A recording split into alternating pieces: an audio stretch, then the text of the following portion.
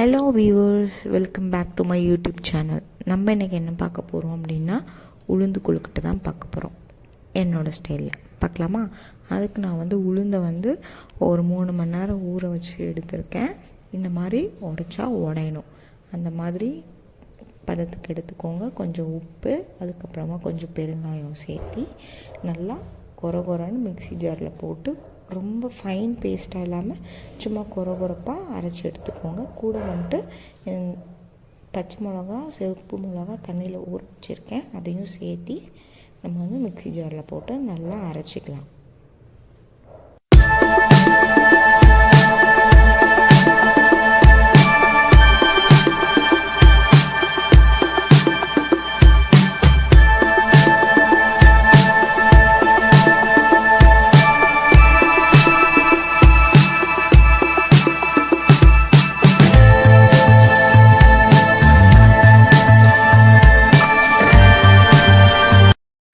அப்புறம் கடாயில் எண்ணெய் ஊற்றி கருவேப்பிலை, கொத்தமல்லி, கடுகு எல்லாம் போட்டு அப்புறம் நம்ம அரைச்சி வச்ச உளுந்தையும் நல்லா போட்டு நல்லா கிண்டிக்கோங்க.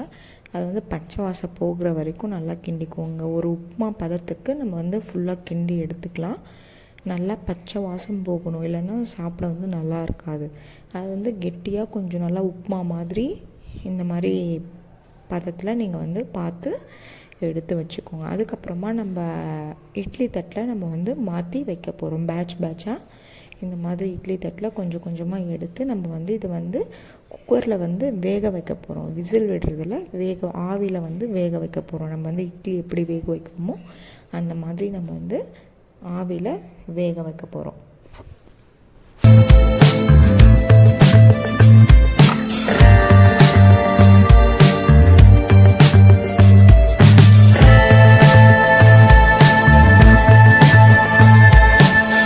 ஃபுல் தேங்காவை எடுத்து துருவி இந்த மாதிரி லைட்டாக நான் வதக்கிக்கிறேன். அதுக்கப்புறமா கொழுக்கட்டை மாவு பண்ணுறதுக்கு நல்லா சூடான தண்ணியில் மாவு போட்டு நான் கொழுக்கட்டை மாவு போட்டு நல்லா மிக்ஸ் பண்ணி விட்டுக்கோங்க.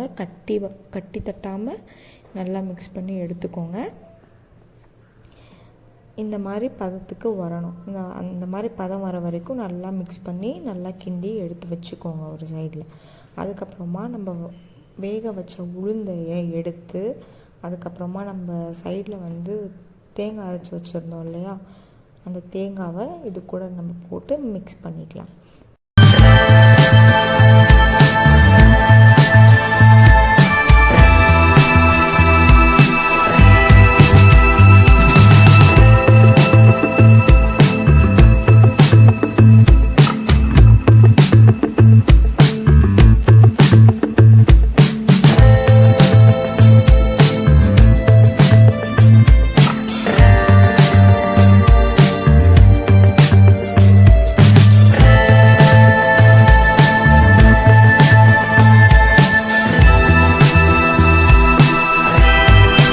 நம்ம செஞ்சு வச்சுருக்க கொழுக்கட்டை மாவுக்குள்ளே இந்த மாதிரி உளுந்தை நல்லா ஸ்டஃப் பண்ணி இந்த மாதிரி ரவுண்ட் ஷேப்பில் எடுத்துக்கோங்க. கையில் எண்ணெய் போட்டுக்கோங்க, இல்லைன்னா மாவு கையில் ஒட்டிக்கும்.